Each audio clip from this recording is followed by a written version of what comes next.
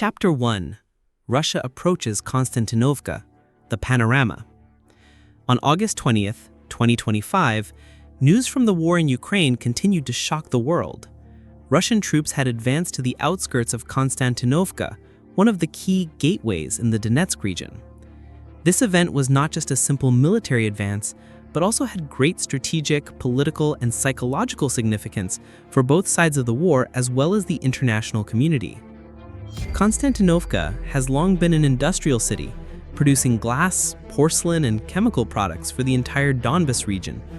But by 2025, it is no longer remembered for its factories or bustling markets, but for its artillery shelling, UAVs soaring in the sky, and the sound of air defense sirens blaring every night. In a word, Konstantinovka has suddenly become an unwilling media focus, like a main character in a movie that no one wants to be a part of. What is particularly noteworthy is that Russia's advance to the outskirts of the city proves that Kiev's defense line in the eastern region is in serious trouble. Previously, Ukraine tried to build a multi-layered defense line, using underground bunkers, concrete fortifications, and even using old railway tracks as anti-tank fortifications. But like the game of Jenga, if just one piece falls out, the whole block can shake. Russia has chosen the right weak point to push forward with its attack. Some observers liken the situation to a game of chess. Ukraine is being forced into a defensive position, while Russia is trying to checkmate by gradually controlling each strategic square. Konstantinovka, in that game, is the important rook. Whoever controls it will open up many other lines of attack. Why is Russia focusing on Konstantinovka? There are three main reasons. Geographical location. The city lies on the route connecting major centers of Donetsk, and controlling it would mean significantly cutting off Ukraine's supply lines. Symbolic value. Taking another city in the Donbas region would not only give Russia a military advantage, but also raise its political position at the international negotiating table. Psychological pressure. When an important city is threatened, Ukraine's defense will be severely tested.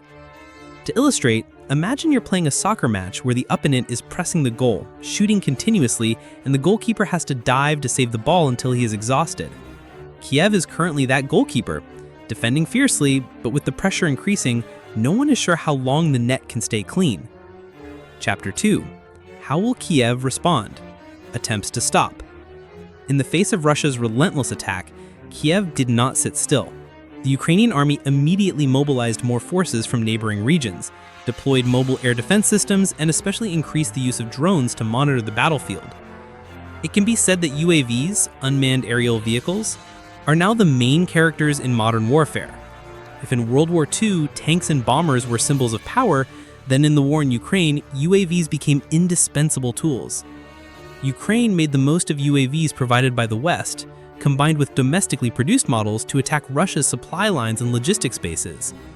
But it is easier said than done. Russia does not lack countermeasures.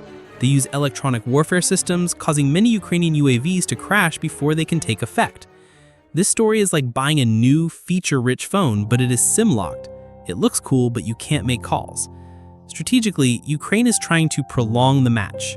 Ukraine understands that it is unlikely to win quickly, but it can prevent Russia from winning early. This is like a weaker boxer who, instead of rushing in head-on, will try to dodge the blows, taking advantage of every opportunity to launch a surprise counterattack.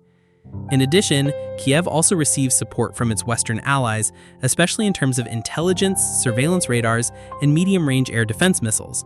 But let's be frank, this support is like giving you a raincoat in the middle of a storm. It may help you avoid getting wet, but it is almost impossible to keep your clothes dry. A notable detail is that the Western media has begun to use more cautious words when talking about the war situation. If previously the news often emphasized that Ukraine is fighting back strongly, now the more common phrase is Ukraine is trying to hold out. This change in language also reflects the reality on the battlefield. Chapter 3. Meaning and consequences. The world looks at Konstantinovka. Russia's approach to Konstantinovka not only affects Ukraine, but also spreads its impact to the entire region and the world.